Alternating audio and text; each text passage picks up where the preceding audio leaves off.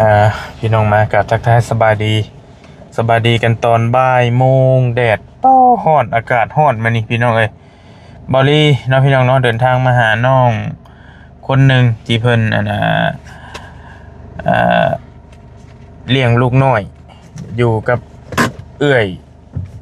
ที่เป็นใบ้อยู่กับน้าสาวที่พิการอยู่กับน้องที่เป็นโรคถือว่าโอ้สภาพการเป็นอยู่แล้วนี่ลุ่มเล่าโรคลุ่มเล่าลายนะพี่น้องเนาะคือพี่น้องเห็นคลิปที่บริทายลงในคลิปก่อนๆนั่นแหละถือว่าสภาวะแวดล้อมนี่โป๊ดสุดติงกระดิ่งแมวนะพี่น้องเนาะบริมามื้อนี้ก็ได้รับข่าวดีจากผู้ใหญ่ใจดีท่านหนึ่งเพิ่นอยู่ทางฝั่งไทยเพิ่นฝากเงินมาให้น้องเป็นกำลังใจให้น้องเพิ่น 1,000 บาทพี่น้องเนาะประมาณ 600,000 ปลายๆนี่แหละเป็นเงินกีบก็ได้บริจะเอามามอบให้น้องเพิ่นก่อนเนาะว่าให้เพิ่นได้ซื้ออยากซื้อกินพี่น้องไปเดี๋ยวลงไปคุยกับน้องเพิ่นก่อนว่าเป็นแนวใดจังใดอยู่แนวใดกำลังอุ้มลูกบ่แม่นอุ้มลูกขอโทษขออภัยกำลังวิดลูกเอาลูกนอนอยู่พี่น้องเนาะไปเจอกันโอเคโอ้ยสบายดีนางเอาลูกนอนบ่ต้องแต่งอยู่โอ้ยพี่น้องเนาะเอามันยังคือมีขนมน้ำอันนี้ อันนี้ไม่เนี่ยนอนแต่เฮงแล้วบ่นี่ฮะโดยฟังแต่งอยู่พี่น้องคือสิรับง่ายคือสิอยู่เลี้ยงง่ายอยู่ดอกน้องลูกน้องเพิ่นนี่ก็ได้ซื้อยังก็ตาบ่ละมื่นตาแล้วได้เฮ้ยไปวิดดูเท่าก้าบ่ต้าเท่าต้าเท่าต้าพี่น้องอายุก็ได้3 เดือนว่าซั่นดอกอันนี้อยู่เฮือนน้องเพิ่นเองเนาะพี่น้องเนาะกินข้าวกินน้ำแล้วบ่ยังไม่ทันได้กินมื้อเช้าเด้มื้อเช้ากินข้าวกับหยังยังไม่ทันได้กินข้าวเช้ามาแต่ดงเห็นกับอ้ายใช่ผัวสาวป่าเด้ไปยังล่ะบัดนี้ไปซื้อแผ่นเพิ่นให้ลูกโอ้ต้องไปซื้ออยู่ดงเห็นพุ่นน่ะเพราะอ้ายลงเอาเครื่องแล้วก็เลยไปนำเพิ่นโดยกว่าไกลเดี๋ยวได้พี่น้องดงเห็นหั่นน่ะขอติดรถไปนำอ้ายโดยมันจะบ่มีรถเองเนาะไปลำบากอยู่พี่น้องได้ยังถ้าสู้เอื้อยสู้น้องสู้แสนอาสาวเจ้ากินไข่ลุงเพิ่มไข่ว่านนี่แล้วไข่ลุงเพิ่มโอ้ยลุงเพิ่มเอาไข่ให้น้องมันเลยบ่มีไข่แล้วบัดนี้โดยอยู่เพื่อนกับไผเนี่ยล่ะอยู่หลังนั้นนะฮะหลังนี้บ่อันทั้งเบิดนั่นแหละว่ามันต้องไล่ร่วมกันเด้คน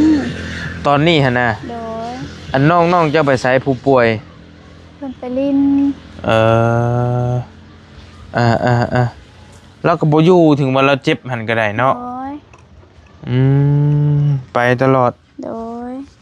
พี่น้องใช้ห้องเพิ่นมาอีกด้วยให้ผู้นั้นไปนำด้วยไปนำเราอยู่ไส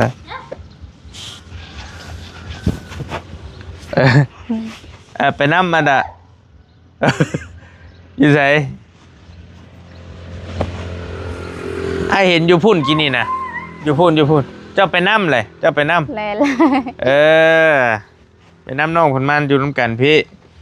สิได้ถ่ายคลิปให้พี่ให้น้องเพิ่นเห็นอีกเทื่อนึงเพราะว่าเมื่อวานนี่อยากสิเห็นบ่ทันมันเบิ่งคักปานใดเอาเลยก็ได้โบจะบ่หิวข้าวบ่ทันกินข้าวกินน้ำนี่บ่เอ้าสร้างว่าเถอะเฮ้ยสิเป็นอมตะบ่กินข้าวสิบ่ชีวิตเจ้าแต่ละมื้อก็ได้นั่งไกวลูกต้องแต่งอยู่พี่น้องชีวิตแม่ลูกอ่อนมันก็สิประมาณนี้แหละเสื้อผ้าเพิ่นมีหลายบ่เสื้อผ้าลูกเจ้าฮะบ่มีหลายมีจักโตมี5-6 โตแล้วก็มื้อออกไปเล่นเฮือนน้องขวัญก็พอครูเอาให้อ๋อพระอาจารย์เพิ่นนั่นเพิ่นเอาให้เนาะเจ้าพี่น้อง ยังบ่ได้ถามเรื่องราวน้องเพิ่นคักในเบาลีก็ได้เมื่อวานในช่วงแรงๆเห็น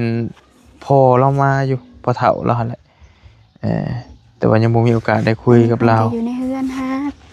เพิ่นอยู่ไสเดี๋ยวนี้ เฮือน อยู่ทางเฮือนบ่ โดย เราอยู่มื้อนี้เนาะ โดย โอเค ตนแรกน้อยเพิ่นก็ออกนะ ตอนแรงออกหน้า โดยเพิ่นเอาไปเกลือเป็ดเกลือไก่เพิ่น อ๋อโอเคอันบ่มีไผอยู่หน้า โดยบ่มี โอเคเหมือนกันเด้อมาสิหาหมองนั่งน้ำเจ้าก่อนยืนลายอ้ายกะ เดี๋ยวเรามือได้บ่เจ้าชีวิตลูกจะได้บ่อายุซึ่งสิก็ได้ซะเอาโอเคมีอ้ายๆเพิ่นมาหาหลายอยู่ติมื้อนี้ โด ฮะ ย จักคน 4-5 คน 4-5คนแล้ว โดย โอเคมาให้นั่งนำเลยอย่าลืมวิดลูกจะเด้อท่านบ่ให้กับบ่วิดแม่นบ่ โดย มาแล้วเฮ้ยไปซื้อหยังอ่ะน่ะ เพิ่นไปซื้อในตะเว้นบ่ ให้ผู้นี้วิดก็ได้นี่ต้องผู้เอื้อยแล้วนี่เฮ็ดได้ก็บอกให้วิดลูกเฮ็ดได้ก็ ก็เฮ็ดที่นี่ ไปซื้อหยังลูกมันจะซื้อหยังอ่ะน่ะมานั่งมึงดูมานั่งอย่ามา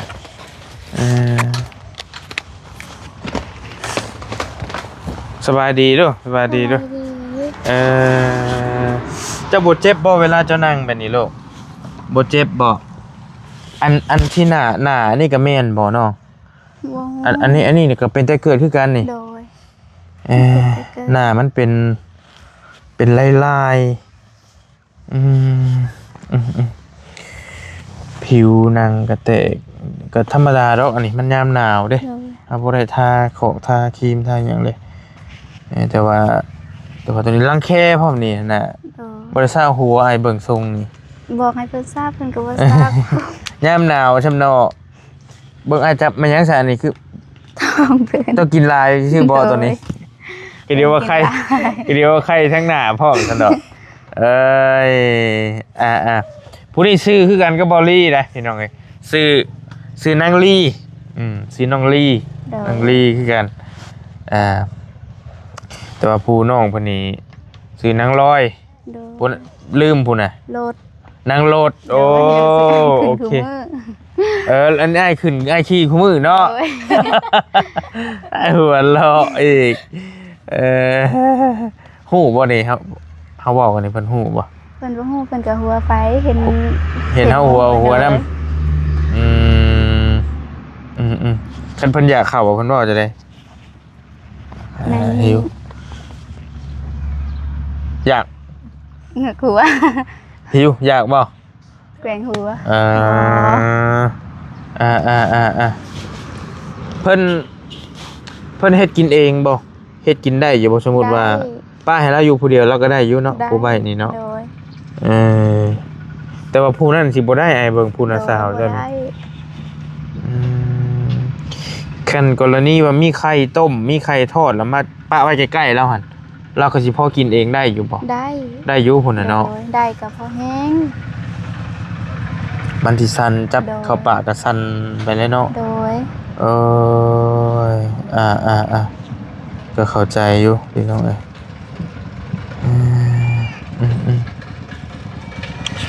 จักบอลี่จักสิสงสารไผมาเห็นน้องเพิ่นเลยแบบมันไผกับพ่อไผพ่อมันนะพี่น้องแบบวิทน้องนี่ลูกเว้าลูกแล้วบัดนี้ไอ้วิทน้องตะกี้นั่นเห็นอีนางนี่เพิ่นอุ้มลูกอยู่ทงนาเพิ่นย่างไปหาอยู่เพื่อนน้องขวัญนั่นแหละแรกๆเห็นก็ว่าสงสารเติบแล้วได้พอมาเห็นน้องนี่น้องสาวหลาเพิ่นนี่ก็พอแล้วนี่ก็ได้มาเห็นน้าสาวแล้วผู้พิการน่ะแห้งนักเติมอีกนั่นก็ได้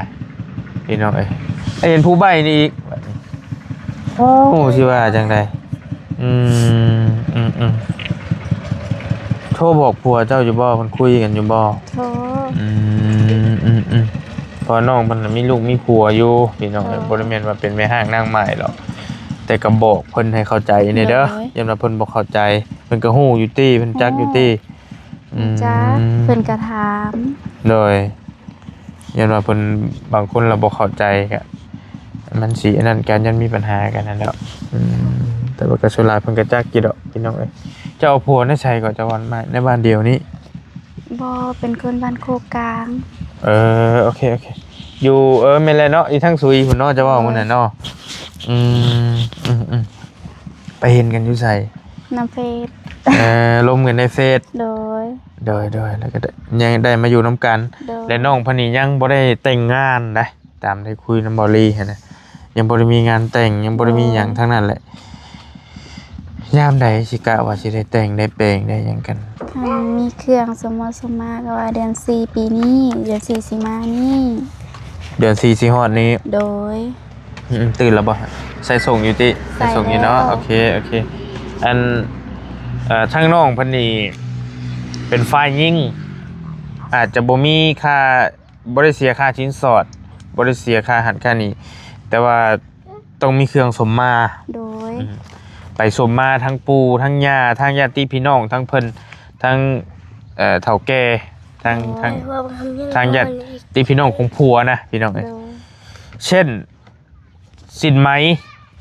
เสื้อเป็นมอนเป็นเอียงสินะแล้วแต่เฮาสิสมมาซ้ำเฮามี โดย บัดนี้เจ้าก็มันก็แต่ก่อนมันก็มีงิ้วเนาะได้ยัดเสื้อยัดหยังเดี๋ยวนี้มันบ่มีเนาะล่ะเนาะ โดย มันต้องไปซื้อเอาในตลาดอย่างเดียวเลยสมมติว่าสินไหมพื้นหนึ่งสิเป็นสมมาไม่ยาประกาศ500,000 600,000แหละสินพื้นหนึ่งก็ได้พี่น้อยคันว่าบ่ได้ปีนี้ก็แม่นเลื่อนไปอีก โดย ปีหน้าไป โดย พอดีแล้วลูกไงกันว่าปีใหม่ก็ได้เอาลูกเขาพักขวัญน้ำเลยพี่น้อยผัวเจ้าเพิ่นส่งคาดองแล้วบ่ยังอยู่ ยัง เท่าใดคาดองเจ้า 50ล้าน 50 ล้านพุ่น โดย ปัดโถ 50ล้านโปงกับ10ปลายล้าน เพิ่นคาดว่าสิซื้อตัวนั้นฮะ โดย 50 ล้านนี่ผัวมาอยู่น้ำเจ้า โดย แต่บ่ได้เมืออยู่พุ่นติผัวมาอยู่น้ำกัน มาอยู่พี่ มาสร้างสาอยู่พี่ โดย โอเค50 ล้านนี่ประมาณได้บ่70,000 60,000 70,000บ่นี่ก็เว้าเนี่ยเบิ่งได้สิคูณให้เบิ่ง ยันว่าพี่น้องบ่เข้าใจ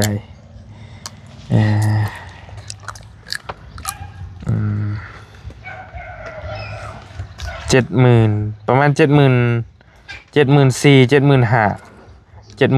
บาทประมาณนี้พี่น้องแล้วก็มาถอกประมาณ10 ปลายล้านนึง โดย มาถอกประมาณอาจจะถอกประมาณ10,000 หรือ 20,000 บาทประมาณนี้ที่เหลือก็ป้าไว้ โดย เนาะมากินได้มักตะเว้นหมอนางปุบพับอยู่ตายคักบาทนี่คือที่แซ่บคักปุ่ม ไปว่างเราไปเอาไว้ก่อนน้องเอาน้องไว้ก่อน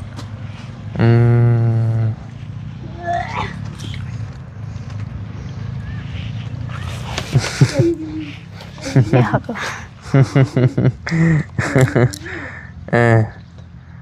โอเคผัวเจ้าคนอายุหลายแล้วบ่จักปีผัวเจ้า สาว ประมาณ20 ปี โดย เจ้าน่ะ16 ปีเนาะโอเคเป็นงั้นก็พอดีแล้วผัวใหญ่ก่อนผัวใหญ่กว่านะได้ผัวผู้ใหญ่กว่าแล้วก็อยู่นํกันได้บ่พอปีบ่ โดย บ่ทันพอปีซ้ำแล้วได้ลูกคนหนึงแหละ โดย พี่น้องเอ้ยเพิ่นมีกำหนดบ่หยุดยามใดเพิ่นสิมาบ่มีเท่าได้เงิน โดย เท่าหาได้ โดย แล้วจังสิมาเนาะโอเคก็อยู่ไปได้ผัวคนละเมืองนะแต่ว่าในแขวงเดียวกัน โดย ค่าดองนี่ก็มันก็สุดกับผู้ใหญ่เพิ่นเว้าแม่นบ่นะ โดย คนต่างถิ่นมาเอาคนในบ้านอื่นน่ะมันแพงอยู่แล้วพี่น้องแต่ว่าเพลงในค่ามันซื่อๆเด้แต่เฮาเอามายืนในดีมันก็บ่ได้แพงเด้พี่น้องเดี๋ยวอ้ายขอคาดบาทนึงอีล่ะ แซ่บบ่ลูกเบิ่งหายืนขึ้นเบิ่งก่อนยืนขึ้นเบิ่งก่อนอ้ายขอเบิ่งแผลเจ้าไม้เบิ่งบาทนึงจะเปิดให้อ้ายเบิ่งไม้เด้อลูก ใช่ส่ง2ชั้นบ่ต้องเปิดหลายเด้อเปิดหลายอ้ายถ่ายบ่ได้ เอ๊ะนี่เห็นบ่อันนี้เนี่ยเพิ่นสิคั่นบ่นอกเวลาอันนั้น คัน น่ะอืมเจ้าบีบเบิ่งดูมันแข็งบ่ อ่อนแล้ว อ่อน ก็เป็น อ่ กระ อน ติดกระติด แต่ว่ามันสิเป็นเพนี่เห็นบ่พี่น้องไปแจ้อยู่บ่อยากถ่ายใกล้ปานใดอีหล่าตอนนี้เจ้าเป็นแนวใดลูกเจ้าเจ็บบ่นางในนี้เจ็บตลอดเลยบ่หรือว่ามันมีเวลาเจ็บแน่บ่เจ็บแน่ตอนใดเจ็บแฮงลูกตอนใดเจ็บแฮง เวลาเพิ่น กลางคืน โดย หรือว่าตอนเว้นกับกลางคืน กลางคืนเวลาเพิ่นเกาเพิ่นเจ็บ เออก ลางเว้นน่ะบ่ปานใด เก่าเนาะ โดย ฟังไอ้ถามไปบ่ไปปาดออกไปผ้าออกไปบ่เอ้าเจ้าบ่ย่านมันเปื่อยบ่โลก ไปเลย ย่านนึงนะบ่ติแล้วเข้าใจเออเจ้าสิป้าไว้แบบนี้บ่เจ้าบ่ย่านมันเจ็บบ่โลก เจ็บเท่าใดป้าไว้ในนี่หั่นเอ้ยเอ้ยแต่ว่าจังใดก็ต้องมันต้องรักษาให้ทัน โด เลย ย ตอนนี้เนี่ยยังทันอยู่กับเพิ่นยังบ่ทันจักไปจังดอก โดยเพิ่นยังบ่จักหยัง มีแต่ย่านมีแต่อยากกลิ่นอยากกินไปหั่นแหละเอาไปสู้นะสาวเจ้ากินผู้ไปนั่งอยู่เฮือนผู้เด้อไปฮุบไปนั่งอาสิคุยกับเอื้อยเจ้าก่อนเด้อฮุบ คุบซื่อๆ ทีมเลยก็ฮุบใส่ของเก่าเอ้ยเนาะเดี๋ยวอาจะเอาขนมให้ไปสู้นะสาวเจ้ากินเอาไปสู้เพิ่นกินได้จักหน่อย เอาตอนนี้ถุงนึงไปให้เพิ่นกินก่อนไปสู้นะสาวเจ้ากินก่อนเด้อ โอเคบ่เป็นหยังเด้อโอเคเอาไปสู้เพิ่นกินก่อนปู่แล้วนั่งท่าเบิ่งอยู่แซงๆอยู่ เงยเงาอยู่ทางไหนก็ได้นี่เวลาน้องเพิ่นย่างเห็นบ่พี่น้องเอ้ยนั่นสิย่างก็สิเอียงๆทางนี้น้อยหนึงแต่ก็ปกติแหละแต่ยันว่าอนาคตยันมันใหญ่ไปนำแห่งสิหนักกว่านี้เบิ่งทรง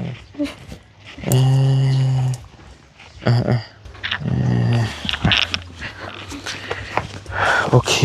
พอดีมีผู้ใหญ่ใจะดีเพิ่นฝากเงินมาให้เจ้าเด้อน้องเด้อ โดย ไอ้เบิ่งซื้อก่อนคือไอ้เพิ่นเคยฝากมาให้อยู่นะเอ้ยพรชื่อว่าเอ้ยพรจากกรุงเทพพี่น้องเนาะเพิ่นฝากมาให้เงินเพิ่นฝากมาให้เงินว่าเพิ่นฝากเงินมาให้เจ้าหั่น1,000เด้อหลายเด้อ 1,000 บาทพี่น้องเรทมื้อนี้ประมาณ600,000ไป680,000ปลายพันแต่ว่า1,000เพิ่นหัก20บาทพี่น้อง1,000ค่าธรรมเนียมวันนี้อ้ายเหลือมาให้เจ้าอยู่อัน1 2 3 4 5 6,500,000เด้อล่ะเด้อมีแต่เจ้านบมือแล้วเอาน้ำเพิ่นเด้อเอาไว้ใส่เด้อ แม่ใจดีเพิ่นเด้อมีเอ็นดูหลาน เลย ขอให้สุขภาพแข็งแรงมันเงินสาธุ เลยเอาไว้ใส่เด้อ โดย จะเอาไปซื้อหยัง ไว้ซื้อข้าวให้ลูกกับแพนเพิร์ส โดยไว้ซื้อข้าวให้ลูก โดย ข้าวซิลิแลกกันบ่ โดย ไว้ให้ลูกกินแต่เก้าได้จะเอาข้าวยังสู่เพิ่นกิน ข้าวสีแลกนี่แหละ ม เพิ่น เพราะ บ่กินข้าวย ก็ทันสมัยไปนำเด็กหน่อยกันเนาะ ำ แต่ก่อนนี้เพิ่นย่ำข้าวแล้วก็มกเด้แต่พ่อแต่แม่มกสู่กิน แต่ว่าเดี๋ยวนี้มันก็สะดวกเข้าเนาะสิมันย่ำก็พอแห้งอีกย่ำให้ชูลูกกินใส่แพมเพิร์ส โดย เลี้ยงง่ายอยู่เนาะ โดย เราเลี้ยงลูกผู้เดียวเราก็ได้สิเฮ็ดจังไดลำพังอยู่ผู้เดียวนี่ก็พอแห้งเลี้ยงลูกผู้เดียวอีกอยู่มันก็นักอยู่หั่นแหละยังบ่มีไผเอาหยังมาให้ติมื้อนี้ โดย เงินก้อนแรกนี่อ้ายเอาให้นี่เนาะ ภายในก็มาเยี่ยมเสาบุญบ่เคยเห็นเรามาอยู่กินนี่ ข้าวบุญแล้วก็บ่อเสียง เล็กๆคันบ่มื้อนี้บ่หรือว่ามื้อใด มื้อนี้ บ่เชียงบ่ แม่นบ่บ่เชียงบ่แม่นนะบ่เชียงบ่เชียงบ่แม่นบ่เชียงอยู่เซโปนพุ่น อ๋อ บ่ฮู้ เบาตูนเบาเหย้าเบานิ้วติผู้ขับรถออกกินนี่ บ่นิ้ว ก็บ่เป็นหยังเพิ่นมาเยี่ยมซื่อๆดอกเด้อมาเยี่ยมเพิ่นมาซอยเจ้าหั่นแหละ โดย ก็เก็บไว้ยามจำเป็นก็เอื้อยเจ้าน้องเจ้าน้าสาวเจ้า โดย ก็ต้องขึ้นกับเจ้าต้องเป็นผู้ดูแลทั้งเบิดแม่นบ่ล่ะ โดย เออมีหยังเจ้าก็ต้องคอยบอกเพิ่น โดย คือเราเองนี่เจ้าผู้เราเป็นใบ้นี่เราก็เราไปหาเงินเองได้อยู่บ่ซะเอาเราไปแบบใด เพิ่นก็พอได้อยู่แบบเพิ่นไปขวัญมันน้ำพ่อ โอ้ไปขดมันขดหยังหั่นไปเฮ็ดหยังก็ ไปขวัญมันน้ำพ่อ ไปขดมันนำพอ โดย อืม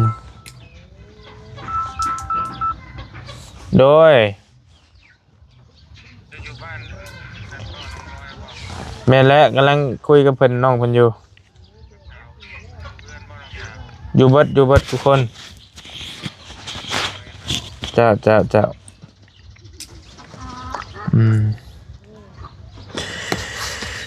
เบ็ดสมมุติว่าให้เอาหันเอานี่ไปให้เราขายนี่ได้บ่ได้ บ่ได้เพิ่นบอกเขาเจ้า มัน แบบบ่เข้าใจภาษาเพิ่นแบบเขาเจ้าถามว่า10บอกกับเงิน20บอกกับเงินหัว เจะต้องเขียนป้าย โดย สมมุติว่ามันจังสิจักเนาะแม่นแล้ววะ โดย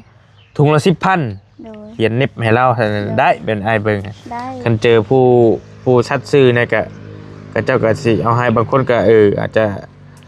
ขี้โกงก็มีอยู่ โดย เออคนใบ้เด้เฮ็ดจะได้ซั่นนะคือผู้นั่นก็นักผู้พิการนั่นก็ได้ โดย เราเห็นกินเล็กเลยแต่นั้นไปใช้บ่ได้เลย โดย ผู้นี่ยังว่าไปสมมุติว่าดำให้ดำหน้าเราก็เฮ็ดได้แม่นบ่ โดย ดำ เว ได้ ลาไปดำให้ดำนาก็ไปรับจ้างดำให้ดำนา โอ้ได้เนาะ โดยช่วงน้องยังบ่ทันได้ลูกก็เพิ่นก็ไปน้ำน้อง ไปน้ำเจ้าฮะ โดย โอเคพี่หน่อยลกกาดำหน้าเกี่ยวเข่านี่ได้ ลูก เนาะ กาดำนาเกี่ยวข้าวนี่เพิ่นไว้ไปใส่ไผกะย่อง โอ้ เพิ่นเฮ็ดไว้ โดยผู้เอ้ยนี่ได้ โดย โอเค เพิ่นไว้ตีนไว้ เสียได้แล้วเนาะเป็นใบเนาะโอ้เบิ่งเด้อคือสิเก่งนี่เหรอเบิ่งเราก็ได้ โดย พี่น้องเอ้ยแกแต่กับบาดก็ยังใครเอ้ามือตีนสมบูรณ์นะย่าและยังใครกว่าไปบ่ได้คือเราเฮ็ดจะได้นะพวกนั้นผัดเว้าได้ผัดไปบ่ได้ โดย เป็นแบบโอ้ยจักในชื่อว่าอะไรสิพี่น้องเอ้ยเอาก็สู้ๆเด้อนางน้องเด้อฟังไปนี่แล้วจังใดก็ได้ก็บอกเพิ่นพอตู้มินั่นเพิ่นก็เข้าใจอยู่ที่ว่าสุมายมาหยังซอยมาแบบใดจังใดหันนะ เข้าใจ ยามว่าเพิ่นบ่เข้าใจก็อธิบายให้เพิ่นฟัง โดย สุมอ้ายก็สิพยายามหาทางซอยชุมเจ้า โดย แต่ว่าที่ซอยได้หน่อยหรือหลายก็บ่ว่ากันเด้อ โดย จากอ้ายสิซอยได้ซำใดก็ฟังเบิ่ง โอ้ย นี่แหละเพราะว่ามันก็ขึ้นอยู่กับวาสนาไผมัน แต่ว่าตอนนี้หั่นพี่น้อง FC ที่เพิ่นเบิ่งเจ้าอยู่หั่นเพิ่นสงสารชุมเจ้าแฮง โดย เพราะว่ามันเป็นอีหยังที่เฮาตัวบ่ได้เลย คือว่าเราพิการเนี่ยเฮาก็เห็นเลยว่าพิการใบ้เนี่ยก็เห็นเลยว่าเราเป็นใบ้แล้วก็ผู้ป่วยนี่ก็ป่วยนะ โดย พี่น้องแล้วก็แม่ลูกอ่อนก็เห็นเลยว่าลูกอ่อนเลี้ยงลูกยากมันก็เลยแบบว่าโอ้มันเป็นเรื่องจริงที่แบบว่าเฮา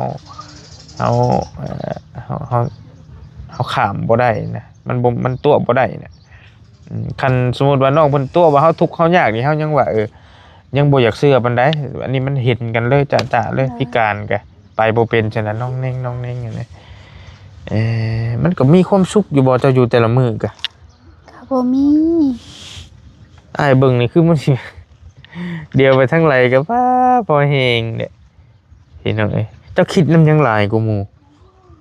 คิดน้ำแบบครอบครัวบ่สมบูรณ์แล้วก็คิดน้ำน้องแน่ น้องนี่ก็พอแฮงเนาะจังมันสิเปื่อยจังมันสิพังไปมื้อใดแข้งขาเราก็ได้ โดย พี่น้องมันแบบว่าจักแนวใดนะจักแนวสิว่า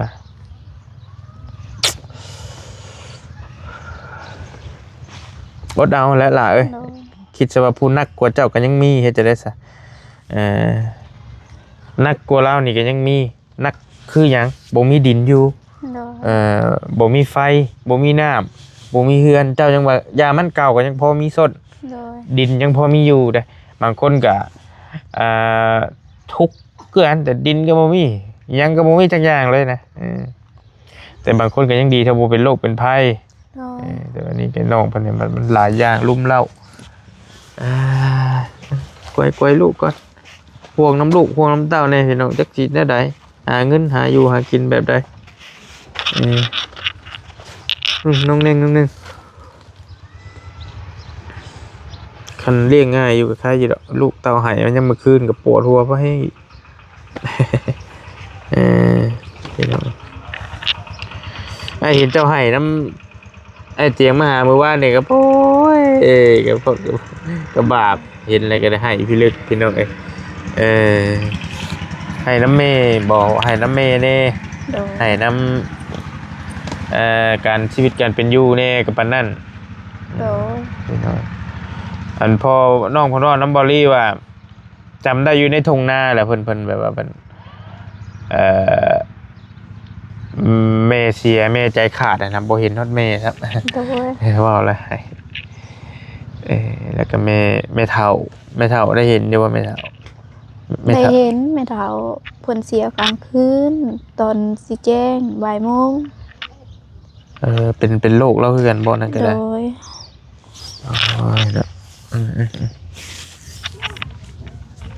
อย่าละไอ้บ่ว้าวละเดี๋ยวมันจะเห็นเจ้าแห่งที่เสาล่ะพอดาวได้หลายเด้อจังใดก็ได้สร้างมันสู้ๆไปนี่แหละความหมายว่าน้องเพิ่นก็คือสิดุสิมันอยู่ดอกเบิ่งทรงแต่ว่ามันไปบ่ได้เด้ซะลูกน้อยลงแรงอยู่ดูดมือกระจูดอยู่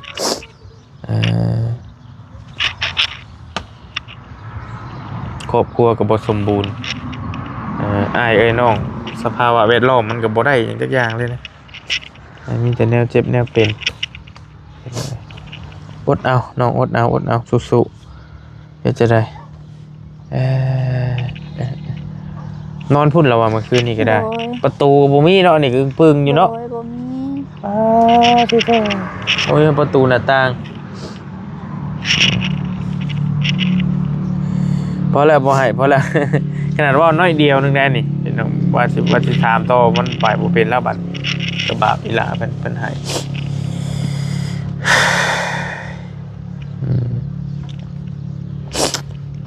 คนไห้โมเนี่ยนะ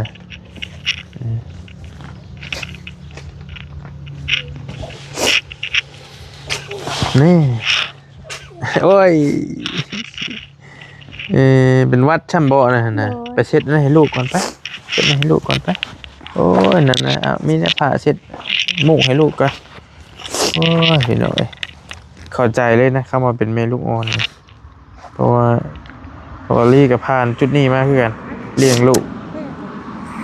น้องเป็นวัดยังดีเท่าว่าเฮาเองนี่พอลูกอยู่ร่วมกันเนาะบอลลี่ก็อาจจะออกมายุกกลางเวียนแต่ว่ากลางคืนก็เมื่อเบิ่งเมื่อเยี่ยงนอนน้ำกันเบิ่งลูกเบิ่งเต้าน้ำกันนะแต่นี่แล้วมันบ่มีโอกาสได้ไปพัวไปนะพัวบ่มีโอกาสได้เบิ่งเยี่ยงลูกน้ำจากไปเพราะว่าหาเงินหาทองแหละไปเมียเบิ่งอยู่ผู้เดียวก็ยังดีว่าทั้งเอ้ยแล้วผู้เป็นใบนี่เบิ่งซอยได้แล้วก็น้องๆมันเบิ่งซอยกันได้อยู่ใครอยู่พี่น้องเอ้ยเฮ็ดจังได๋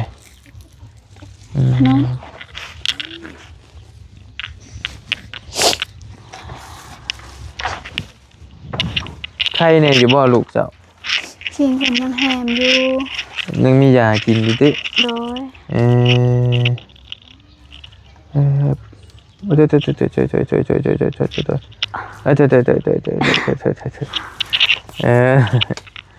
เฮ้ย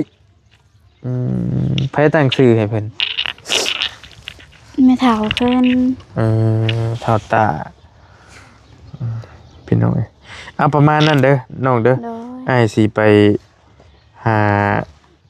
ในบ้านก่อนอยู่ใช้ในบ้านเฮ็ดในบ้าน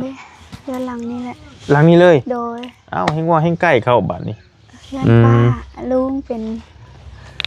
คันในบ้านใหญ่กะ อยู่ลุ่มอันนี้เพิ่นเป็นสำห้อง อืมอยู่ลุมพุทธ โดยเพื่อนดองเพื่อนตาดองของเจ้าเองอะไร ผู้เป็นดองหันเลย